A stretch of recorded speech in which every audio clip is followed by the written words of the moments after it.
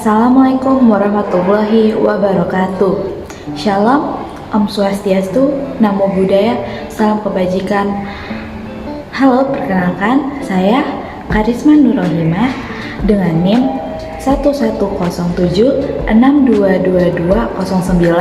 mahasiswa program studi Pendidikan Guru Sekolah Dasar Fakultas Ilmu Pendidikan Universitas Negeri Jakarta Angkatan 2022.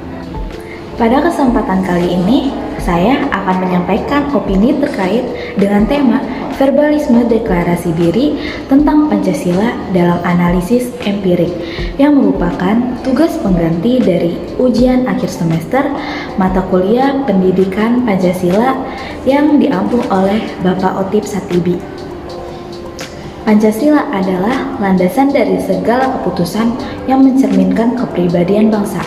Sekarang ini kita sadar bahwa penerapan nilai Pancasila sudah mulai memudar. Hal ini dapat kita lihat dengan banyaknya kasus yang menyimpang dari nilai-nilai Pancasila.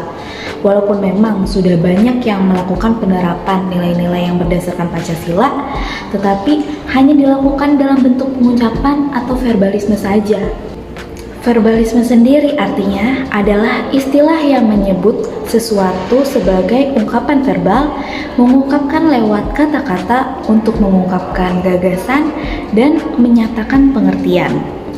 Nah, jadi verbalisme deklarasi diri tentang Pancasila dalam analisis empirik bisa diartikan sebagai sesuatu yang dilakukan seseorang atau sekelompok orang yang secara lisan menyatakan menjunjung tinggi nilai-nilai Pancasila, tetapi kenyataannya dalam kehidupan sehari-hari sama sekali tidak menganut nilai-nilai tersebut berdasarkan analisa fakta dalam kehidupan sehari-hari.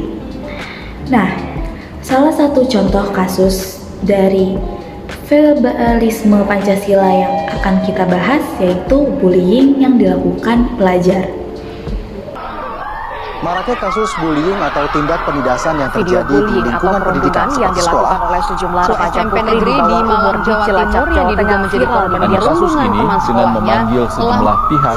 Bullying merupakan ekspresi menyimpang pada anak dalam upaya pencarian jati diri. Peran pendidikan di keluarga dan sekolah sangat diperlukan sebagai penyeimbang. Video bullying atau perundungan. Video seorang siswi dipukuli oleh 3 siswa. Seorang pemuda bernama Ajat tega melempar bocah berusia 8 tahun. Sebuah SMP negeri di Malang, Jawa Timur yang diduga menjadi korban perundungan teman sekolahnya telah menjalani operasi amputasi jari tangan. Maraknya kasus bullying atau tindak penindasan yang terjadi di lingkungan pendidikan seperti sekolah sudah saatnya menjadi perhatian masyarakat.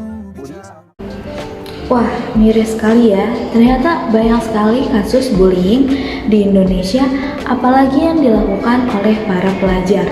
Bahkan Indonesia menduduki peringkat kelima dalam kasus perundungan atau bullying. Nah, menurut Komisi Perlindungan Anak Indonesia atau KPAI, ditemukan kasus perundungan atau bullying yang semakin meningkat sekitar 30 sampai 60 kasus per tahun. Wah, kasus bullying ini dianggap sebagai pelanggaran sila kedua Pancasila karena telah melanggar hak dan martabat seseorang, di mana seseorang tersebut tidak dihargai dan akhirnya terjadi perundungan. Seseorang individu diperlakukan tidak setara atau dirundung biasanya dikarenakan individu lain menganggap dirinya lebih baik dari segi tertentu. Padahal para pelajar sudah diwajibkan mengikrarkan Pancasila pada setiap upacara hari Senin. Tetapi banyak sekali dari mereka yang sekadar menghafalkannya saja, tetapi tidak diterapkan dalam kehidupan sehari-hari. Dari banyaknya kasus bullying yang dilakukan pelajar yang sering kali ditemukan di lingkungan sekolah, hal ini membuktikan bahwa pemahaman akan moral pada pelajar masih sangat rendah. Gejala verbalisme ini menjadi suatu persoalan yang membuat nilai-nilai Pancasila sulit membudaya dalam kehidupan pendidikan Indonesia. Dikarenakan para pengajar atau tenaga pendidik sudah merasa cukup dengan menjelaskan kebaikan-kebaikan yang terkandung dalam Pancasila terhadap pelajar Indonesia. Tetapi mereka melupakan pendidikan karakter atau mengajarkan karakter Pancasila kepada pelajar Indonesia agar dapat menerapkan nilai-nilai Pancasila dalam kehidupan sehari-harinya. Apabila Pancasila ditegakkan dan diamalkan dalam kehidupan sehari-hari, Indonesia pasti akan jaya sebagai negara yang adil dan makmur, juga kebal menghadapi berbagai ancaman disintegrasi bangsa, karena nilai nasionalismenya kuat mengakar. Lalu, upaya yang bisa kita lakukan sebagai mahasiswa untuk mencegah permasalahan bullying ini yaitu pertama, membentuk karakter moral bangsa yang baik sesuai dengan nilai-nilai Pancasila. Kemudian mengajak para pelajar untuk mengamalkan dan menerapkan nilai-nilai yang terkandung dalam Pancasila dalam kehidupan sehari-hari.